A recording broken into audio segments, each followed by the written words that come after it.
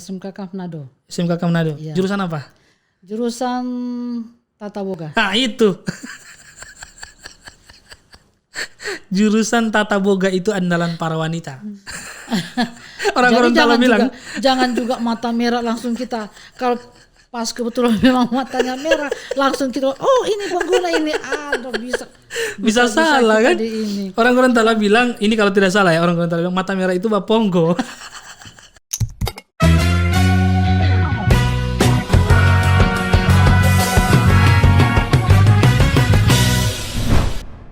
Yuk ambil posisi. Garis depan, hari ini saya ada tamu ya. Tamu spesial juga ini. Sri Kandi di jajaran BNN yang ada di Gorontalo. Beliau Kepala BNN Kabupaten Bone Bolango, Ibu Rahma Hubu. Kita sapa dulu. Assalamualaikum Ibu Rahma. Waalaikumsalam Bung Alan. Oke. Alhamdulillah ini sehat? Sehat walafiat. Selamat datang di studio kami. Ya. Baru pertama kali kan? Ya baru pertama kali ini Bung Alan. Bagaimana tanggapannya? Ada kagum. Oke, alhamdulillah kalau begitu. Oke, ini teman-teman di Gorontalo, beliau adalah kepala BNN satu-satunya perempuan yang ada di Provinsi Gorontalo ya. Ya. Jadi beliau kepala BNN Bone Bolango. Semuanya ini kepalanya adalah laki-laki. Ya. Kepala-kepala itu adalah laki-laki. Dan ini adalah perempuannya. Saya berhasil mengundang beliau dari semua kesibukan yang ada. Jadi hari ini beliau menyempatkan hadir di podcast kami. Saya senang dan kita akan cari tahu Ibu Rahma Hubu ini seperti apa orangnya. Apakah keras, jahat? Karena bekerja di BNN itu butuh karakter yang kuat karena penuh dengan resiko yang tinggi. Nah, tapi kita sebelum itu kita tanya dulu, Ibu Rahma Hubu ini lahirnya di mana? Orang mana dan tinggalnya di mana? Ya, terima kasih Bung Alang. Saya lahir di Manado. Jadi lahir di Manado ini dan? Lahir di Manado. Gitu. SD di Manado juga? Nah, kalau untuk sekolah saya dari SD sampai D3 kuliahnya itu di Manado. Manado. Di SD-nya SD apa ini? SD Supaya orang tahu ini. SD apa DP nama tuh? SDN 8 Manado. Oke, terus SMP-nya? SMP Yapim Manado. SMP Yapim Manado. Oke, SMA-nya? SMA SMKK Manado. SMKK Manado. Iya. Jurusan apa? Jurusan Tata Boga. Nah, itu. Jurusan Tata Boga itu andalan para wanita. Tapi kenapa jadi kepala BNN? Mesti cari tahu ini sebenarnya. Harusnya jadi koki ini Ibu. Iya kan? Harusnya jadi koki. Ya, betul, atau di rumah saja melayani keluarga. Ya kan? Karena cita-citanya jadi tukang masak. Tukang masak. Oke. Kuliahnya di D3 di Universitas apa? Politeknik. Pariwisata. Ya. Di mana? Di Manado juga. Manado. Oke. Nah, bagaimana perjalanan Ibu Rahma ini sehingga masuk jadi aparatur sipil negara di jajaran BNN. Padahal backgroundnya adalah Tata Boga. Ya. Ini lucu, sebenarnya lucu juga sih. Tapi tidak jadi masalah, mau jurusan apapun. Cuma kan cita-citanya awalnya apa? Ya, memang kalau mau dilihat dari silsilah sekolahnya itu nggak matching. Oh? Ya, oke. Tidak ada sinkron ya. Dari SMKK langsung ini kan. D3-nya apa? Jurusan apa? Pariwisata. Oh, pariwisata. Nah, pariwisata. Nah, itu pun pariwisatanya itu jurusannya traveling. Jadi jalan-jalan. Nah, jalan-jalan suka travel makan. agent. Nah, itu kan. Oke. Jadi memang enggak matching sama sekali. Terus jauh dari ini. Nah, akhirnya setelah lulus kuliah, nah saya datang berlibur ke Gorontalo. Tahun berapa itu? Sekitar tahun berapa ya? 97 98. Jadi 9798 berlibur ke Gorontalo, pulang kampung. Ya. Orang tuanya orang Gorontalo ya? Gorontalo. Okay. Jadi kan libur di Gorontalo. Nah, kebetulan di sini kan ada penerimaan CPNS. Nah, dari situ coba-cobalah masuk CPNS. Nah akhirnya jadi kita jadi dari apa itu belum langsung masuk BNN. Masuk di mana Jadi dulu? Pemda dulu kan. Oh, masuk Pemda Jadi dulu. awalnya itu Pemda. Oh, jadi pegawai Pemda dulu. Ya. Pemda di mana? Jadi Pemda itu pun sudah ini. Nah jadi tahun 98 itu coba masuk ke ini kan CPNS di sini di Gorontalo. Nah diterima. Nah alhamdulillah jadi sesuai dengan disiplin ilmu. Jadi ditempatkan di dinas pariwisata. Oke. Setelah dinas pariwisata ditempatkan juga di kecamatan mana? Kota Barat. Oke. Kecamatan Itu tempat tinggal saya. Iya. Nah, kemudian setelah itu ditarik lagi ke Pemda. Pemkot. Ya, Pemkot. Pemkot ya. Nah, Ini sudah Gorontalo atau masih dengan Manado? waktu itu masih dengan Manado. Waktu itu masih Manado kan 98 ya. 98. Gorontalo kan nanti 2000-an. 2000, ya itu. Oke, jadi Ini masih dengan Manado itu. Kota Madya ya. Ya, masih Kota Madya. Oke. Nah, dari situ ditarik ke ini kan di Pemkot. Pemkotnya. Nah, Pemkot ditempatkan di dinas sosial. Oke. Nah, saya di dinas sosial itu tahun berapa ya? 2000 kalau salah. Tahun 2000 sampai 2010. 2000 Sampai 2010. sampai 2010. Ya, Jadi di dinas sosial. 10 tahun Ya. di dinas sosial. Ngapain aja di situ, Bu? Nah, itu Ngurusin apa di dinas sosial, Ibu? nah, Kan jurusannya pariwisata. ya. Ngurusin apa di dinas sosial? Kok mau dipindahkan ke situ? Ngurusin apa di situ? Nah, itu dinas sosial waktu kemarin itu dinas sosial itu kan dia dua instansi tapi di merger jadi satu. Jadi dinas sosial dan dinas tenaga kerja. Oke. Jadi Disnaker. Oke. Nah, awalnya itu saya masuk Disnaker. Oke. Disnaker. Jadi di bagian Disnaker saya di bagian hubungan industrial. Wah. Jadi itu. Jadi mengurus setiap permasalahan yang ada di perusahaan-perusahaan yang ada di Kota Gorontalo. Oke. Perusahaan mana dulu yang bermasalah pernah diurusi? Woi banyak. Woi, banyak ini. Masalah yang ini. Ceritain dulu masalahnya apa? Nah, Ada yang pernah baku hantam mungkin? Karena kayaknya ini gayanya agak sedikit tomboy ya. Mungkin pernah baku ambil mulut. nah, jadi kalau untuk dinas tenaga kerja, jadi kita di situ kita kita urus mengenai permasalahan yang ada di di setiap Perusahaan-perusahaan. Seperti misalkan ada perusahaan yang belum membayar kalau gajinya di bawah dari UMP. Nah, itu kita ini kan kita mediasi supaya sesuai dengan UMP yang ada.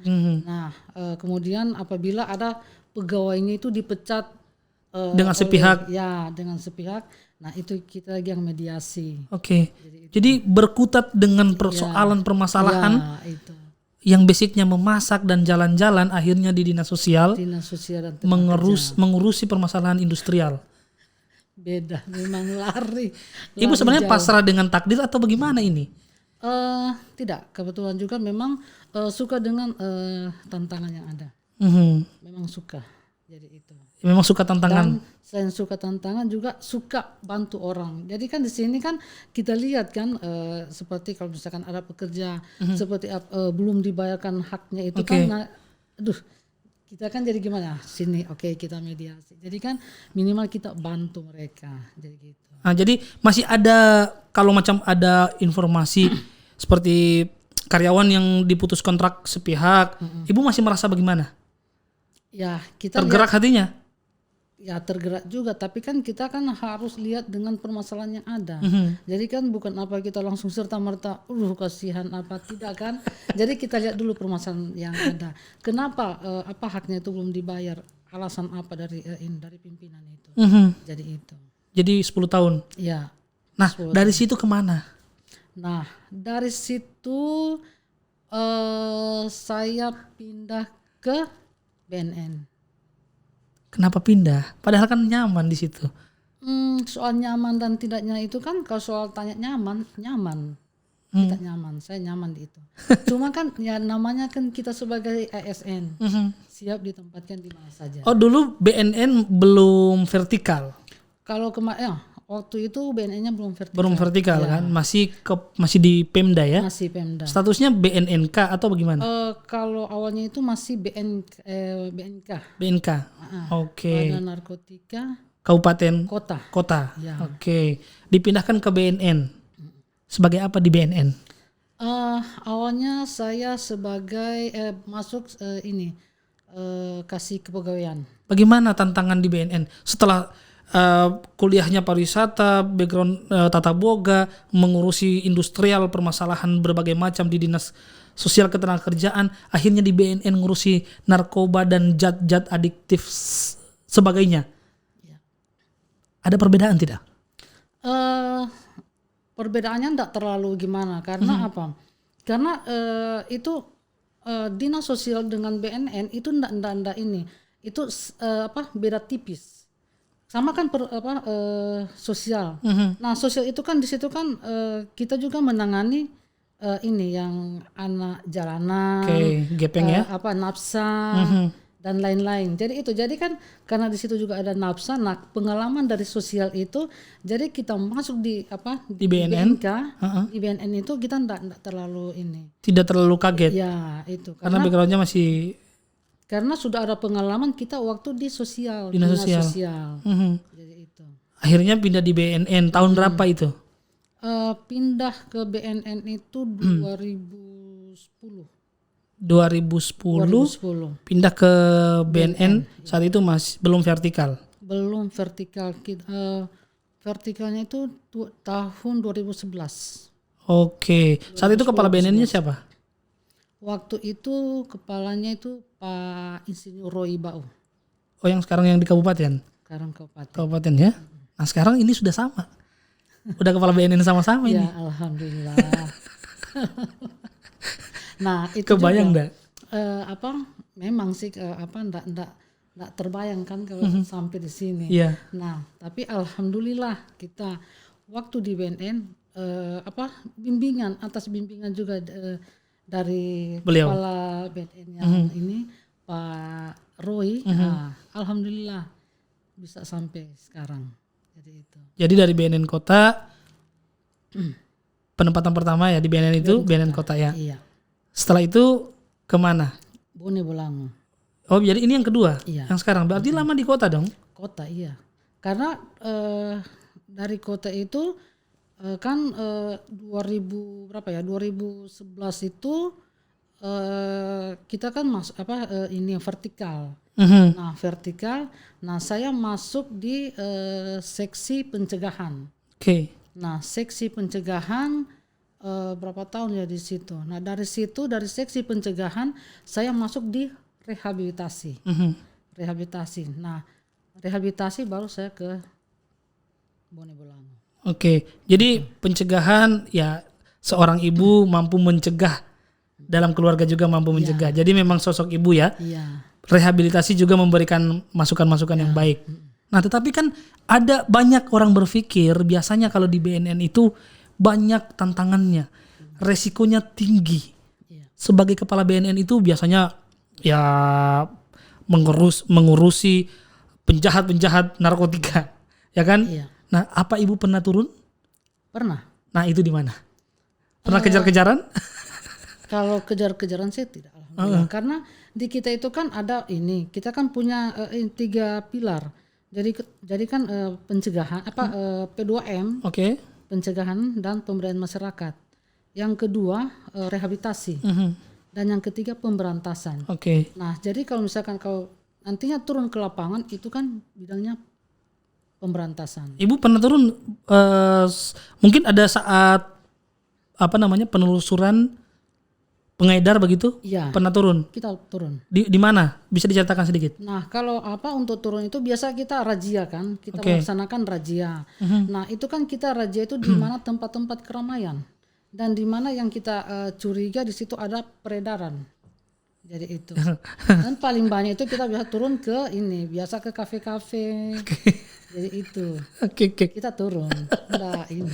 Saya agak sedikit lucu saja kalau bagaimana pernah tidak ada orang yang ibu kenal ketemu di kafe itu? Pernah tidak? Ibu tidak usah bicara orang mana ya. Kenal dengan orang itu dan dia ada di situ, ketemunya bagaimana perasaannya? Ini kalau tangkap zodiak ini. Nah, itu juga memang kadang tantangan kita di lapangan. Kalau pas ada yang kita kenal, nah, tapi kan kita namanya dalam menegakkan aturan, mau siapapun itu kita harus ini. Tapi kan orang terang kenal. walaupun dengan teman ini, walaupun teman akrab kita sendiri atau saudara kita sendiri, tapi kalau namanya kita tegakkan aturan, angkat, kita sikat. Pernah ketemu teman di lapangan? Ya, alhamdulillah selama ini enggak pernah. Tapi tadi Ibu ketawanya lucu. Ketawanya. Siapa? Nah, tidak, masanya kaget juga kan. Saya bayangkan seandainya memang kalau memang kejadian, tapi mudah-mudahan tidak ya. Ya, mudah-mudahan tidak lah. Jadi itu. Mungkin ketemu dengan orang kantor juga. Tiba-tiba ada di sini. Itu bagaimana? Nah, kalau memang jadi kan kalau kita langsung ini kan kita tanya ada apa di sini. Keperluannya apa? Nah, kalau misalkan kalau di kafe, nah paling kita begini. Yang penting jangan pakai ini. Kalau cuma hanya sekedar minum kopi atau apa ya oke lah. Tapi jangan sampai pakai yang ini kan barang-barang yang apa gitu. Mungkin kita hanya ini aja ingatkan. Oke. Jadi selama bertugas di kota pernah turun? Iya. Oke, pernah turun. Nah, sekarang di BNN juga di BNN Bonebolango pernah turun? Iya, pernah turun. Bisa Ibu ceritakan kafe di area mana yang pernah Ibu turun dan di situ ada masalah? Ditemukan ada yang menggunakan obat-obatan terlarang? Alhamdulillah kita kan sering kalau untuk Raja itu kita kerjasama dengan ini Polres Bonebolango. Nah, alhamdulillah kalau untuk kita nggak pernah dapat di lapangan ini pakai obat. Tidak ada. Ada. Cuman kalau yang miras memang ada. Oke. Kalau miras urusan BNN enggak? Bukan ya? Miras tidak. Itu Polres ya? Sama Satpol. Kalau memang di tempat kita dapat yang pakai obat, maksudnya kita dapat obat, nah itu langsung kita tangani. Tapi memang di lapangan juga membawa alat tes bahwa tahu ini obat terlarang. Iya. Kita bawa ini alat tes urin. Oh, alat tes urin. Ya, jadi kita di situ bersama pemberantasan dan rehabilitasi. Bahaya ini. Ya. Jadi kalau misalkan di saat kita turun ada yang kita curigai, kita langsung tes urin di tempat. Bagaimana bisa dicurigai? Apa memang sudah dibuntuti dari awal? Kita kan bisa lihat ciri-ciri orang yang pakai itu. Coba Ibu lihat dulu saya bagaimana. Ya, alhamdulillah karena Bung Alan kan kelihatan ceria. Pakai peci ini. Walaupun pakai peci, kita enggak bisa ini. Enggak bisa Bung Alan ini enggak make. Oke. Jadi itu. Alhamdulillah. Tapi kan kita bisa lihat ciri-cirinya itu kan. Ciri-cirinya bagaimana? Nah, supaya masyarakat Gorontalo tahu juga ciri-ciri yang pengguna pengguna zat adiktif ya. Obat-obat terlarang itu bagaimana? Ya. Mungkin dia murung, kuat marah atau bagaimana? Stres? Karena stres juga ini DP istri marah-marah di rumah dia stres. Keluar rumah kan bebataria. Jangan sampai dikira pengguna. Nah, jadi kita bisa lihat di sini. Kayak Bung Alan kan kita bisa lihat Bung Alan. Jadi contoh saya. Bung Alan kan kelihatan dia aja yang dimakan.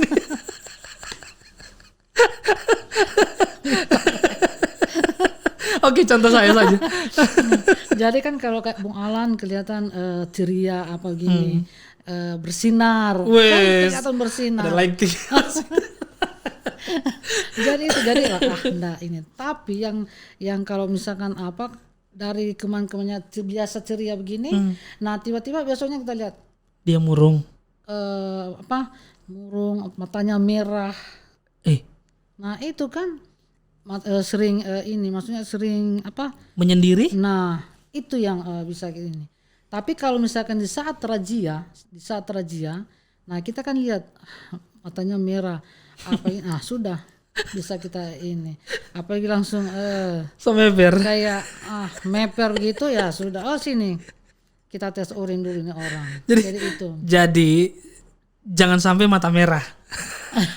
Orang Jadi Gorontalo bilang jangan juga mata merah langsung kita, kalau pas kebetulan memang matanya merah langsung kita, oh ini pengguna ini, aduh bisa salah kan? Ini. Orang Gorontalo bilang, ini kalau tidak salah ya, orang Gorontalo bilang mata merah itu baponggo. itu yang kita ini takutnya itu. Takutnya di mana ini orang baponggo atau pakai narkoba? Jangan sampai tengah malam kita yang dikejar. Ibu takut. Jadi pengalamannya ternyata begitu ya. Iya. Selain mata merah, apalagi ciri-cirinya? Nah, biasa dia ini, yaitu dia suka menyendiri. Oke. Itu. Selain itu, di tangannya ada apa? Setahu saya ada tindik-tindik, bintik-bintik, suntik-suntik begitu? Tidak ya? Itu kalau memang ini dia pakai suntik kan. Itu. Kalau obat-obatan itu ada berapa jenis sih sebenarnya Bu? Setahu saya kan biasa cuma yang pakai, ada yang di ada yang di. Nah itu sabu. Oh itu sabu, ya, bukan flu itu ya? Itu. Itu kan dia hirup kan, jadi yang model kayak tawas itu. Itu. Jangan-jangan tawas itu. Nah itu pun kalau tawas kita bisa lihat kan, kan bisa bedakan yang tawas dengan yang sabu. Tawas bisa mati sebenarnya kalau dihirup. Pernah tidak BNN Bone Bolango dapat yang ciri-ciri seperti itu tapi ternyata tidak, dia negatif? Alhamdulillah kita juga kan enggak, itu yang seperti saya bilang tadi, kita enggak sembarang langsung menuduh orang itu.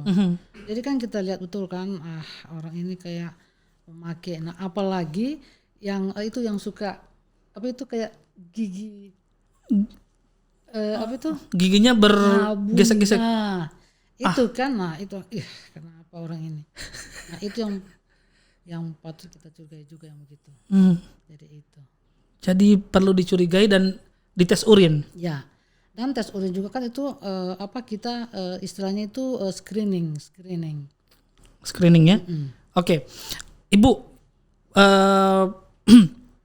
masyarakat Gorontalo mungkin banyak juga yang berpikir kalau mau tes di BNN itu, orang bilang bikin takut karena langsung dia mau tangkap. Kira-kira benar tidak ya? Ya betul. Langsung dia mau tangkap. Ya, itu memang itu dari masyarakat. Nah, itulah kenapa kita sering turun ke untuk mensosialisasikan sosialisasi ke masyarakat. Jadi itu karena memang umumnya setiap masyarakat itu pasti begitu.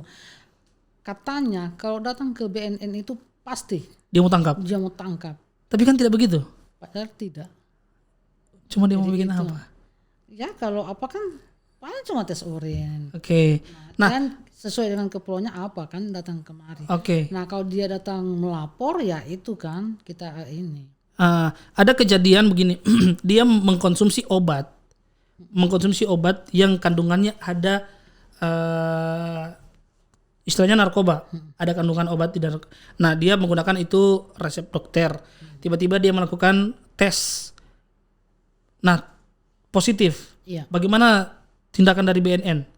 Iya, memang juga pernah kita pengalaman yang begitu. Nah, tapi kan kita kita wawancara kan ke yang bersangkutan. Nah, kalau memang yang bersangkutannya ini dia dalam pengawasan dokter, nah kita minta ini dokter mana, dokter mana, dan kita minta ini resepnya dan obat yang apa, dan kita konfirmasi ke dokter yang bersangkutan. Oh begitu. Apakah benar-benar orang ini dalam pengawasan dokter atau tidak? Karena kan biasa hanya mengatasnamakan, saya ini dalam pengawasan dokter padahal memang ini pengguna. Karena memang kan ada juga obat-obat yang di apotek itu ya harus membeli, harus ada resep dokternya. Ya, itu. Tapi bisa didapat di luar selain di apotek itu kan bisa saja bagaimana caranya kan? Itu juga termasuk dilarang. Iya, jadi begini. Jadi kita kalau untuk tes urin itu, jadi kita bukan langsung tes urin. Jadi kan itu kan screening. Jadi kita wawancara dulu. Ada riwayat penyakit tidak? Pernah minum obat tidak? Nah, minum obatnya itu kapan? Apakah 1 minggu yang lalu ataukah 1 bulan yang lalu dia pakai obat? Nah, jadi kan situ kita ketahuan. Nantinya kalau misalkan dia positif, dia positif itu kan kita bisa, oh iya dia ini pengawasan dokter. Mhm. Nah itu kita langsung ini juga ke dokter. Dok, ini ada pasien yang gini, katanya dalam pengawasan dokter. Oke. Nah jadi itu. Oh, jadi begitu ya. Ya, tapi Dikonfirm. kalau misalkan dia pakai obat tapi tanpa resep dokter dan hasilnya positif, nah kita ini Bagaimana? Ditangkap kita dulu? rehab. Oh, rehab. Tapi yang penting dia datang secara sukarela, Sukarela. datang ke kantor. Saya pakai obat. Oke. Nah ini bisa, kita rehab. Oke, proses rehabilitasinya di mana? Kita lihat kan yang apa ini dia. Kalau dia bisa ini itu kan di kita itu ada rawat jalan dan rawat medis. Rawat jalan sama rawat Rawat medis. di mana? Nah, Rawat kalau medisnya? di kita itu kan ada ada klinik. Oh, Klinik di Cemerlang. Oke. Nah, di Bone Bolang di BNK. Nah, kita juga kerjasama dengan dengan puskes. Tapi tidak semua puskes, ada beberapa puskes yang sudah kita yang kerjasama dengan kita dan sudah kita latih juga.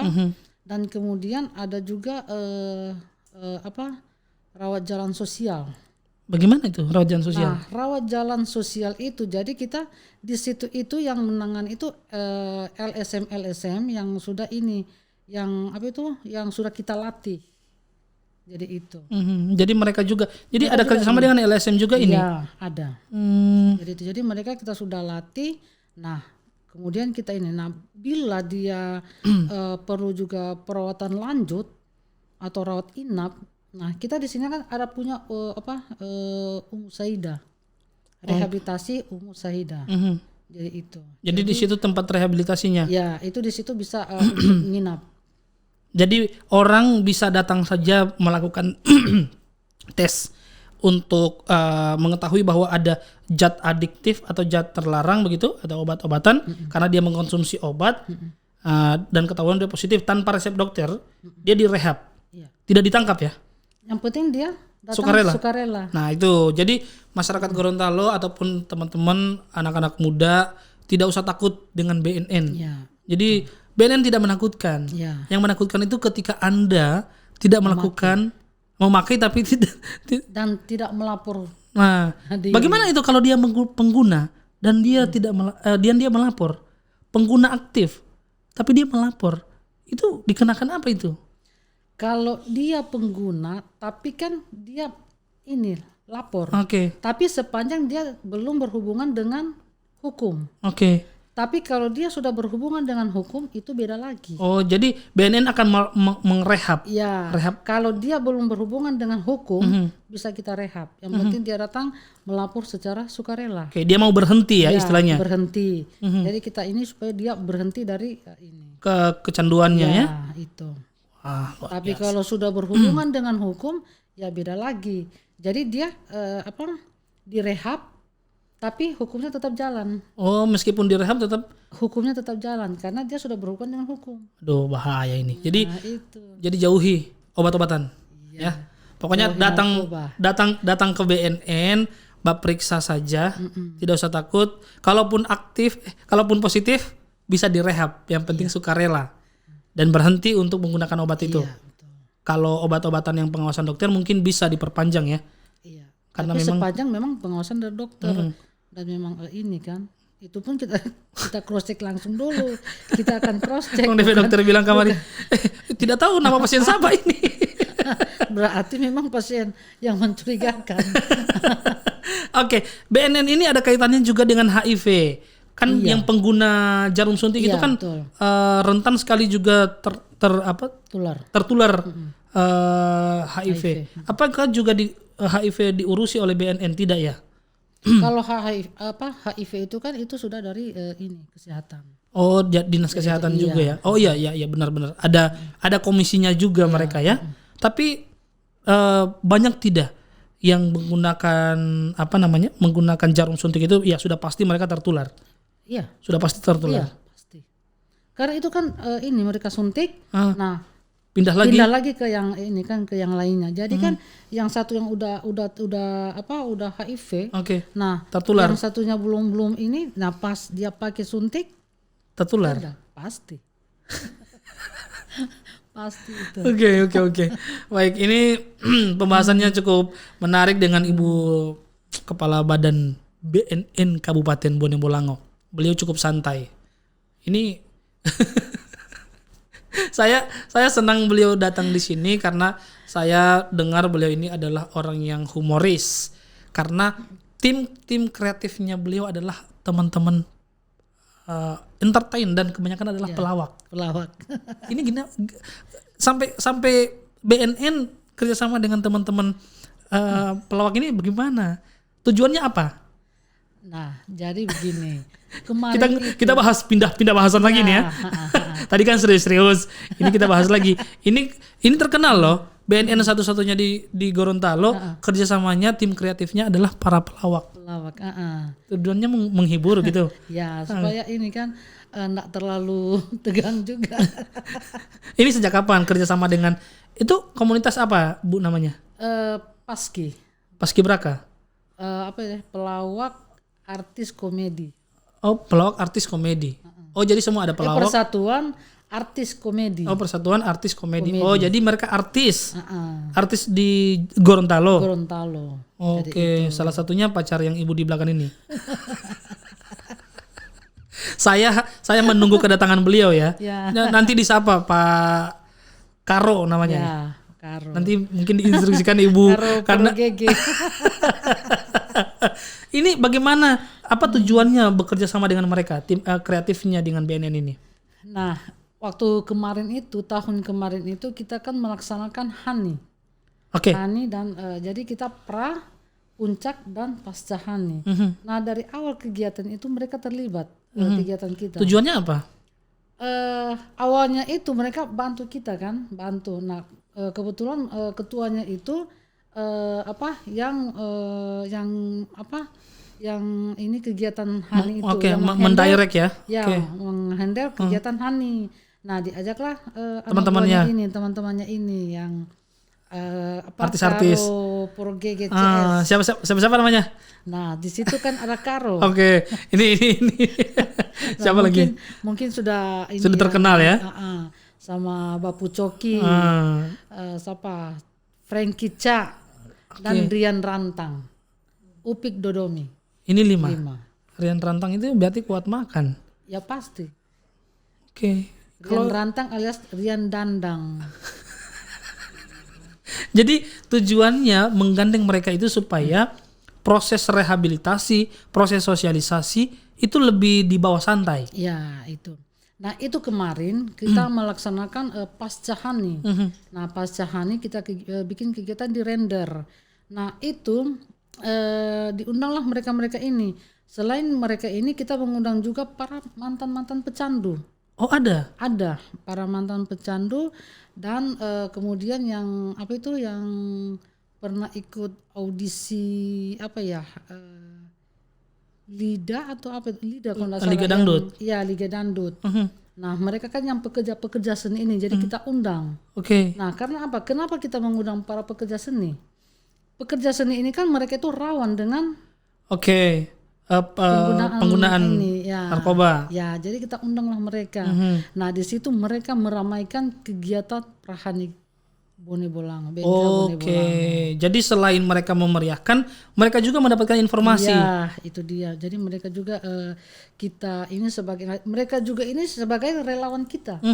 Relawan anti narkoba. Jadi kita sudah mereka sebagai relawan anti narkoba. Jadi mereka juga bisa mereka bisa melaksanakan sosialisasi dimanapun mereka berada. Oke, jadi ada agen-agen di lapangan. Iya, ada. Waduh, yang penting jangan pakai. Nah, kalau pakai bukan jadi agen DP nama. Itu kan seperti kalau Bung Alan sama Ilham. Ya, dengan Bung Ilham. Nah, bisa kan Bung Alan Bung Ilham, jangan jaga bapak itu narkoba karena itu memang jadi itu. Nah, jadi contoh tadi. Nah, itulah tugas dari relawan. Oke, mengajak, menyampaikan. Ya, itu. Lam, nanti langsung menjadi relawan. Orang ini relawan. Oh, bisa saja, bisa kita ini sebagai relawan anti narkoba, tapi di bawah naungan BNK. Bone Bolango. Kabupaten. Oh, kabupaten ya. Gorontalo. Karena kan Jauh Bone Bolango. Tapi tidak masalah. Mau BNN manapun kami siap Iya. untuk menyampaikan kepada masyarakat luas bahwa jangan pernah menggunakan Iya, betul. narkoba. Oke, terakhir Bu Rahma. Ibu mungkin bisa menyampaikan apa harapannya untuk generasi muda di Gorontalo. Iya, harapan harapan kami supaya para generasi muda untuk menjauhi narkoba. Janganlah sekali-sekali mencoba-coba. Karena kalau kapan sekali mencoba itulah akan ketagihan. Dan mendingan setiap kegiatan itu kita isi dengan kegiatan yang bernilai positif. Waduh, tapi kalau mencoba itu biasanya penasaran. Nah itu kan mendingan jauhi. Kan sudah tahu, oh iya ini obat. Ini bikin merusak tubuh kita. Oke. Jadi itu. Mendingan jauhi narkoba. Isi dengan yang positif. Isi dan kegiatan yang positif. Mungkin karaoke Jo. Karaoke bisa karena di situ juga kan siapa tahu dari coba-coba kan hanya coba-coba menyanyi kan di situ ada bakat. Oh iya. Itulah Jadi penyanyi. Nah, jadi penyanyi kan ikut Lidah Dangdut. Akademi Dangdut. Baik, terima kasih Ibu Rahma sudah hadir di podcast di studio kami jauh-jauh dari Bone Bolango datang ke Limboto.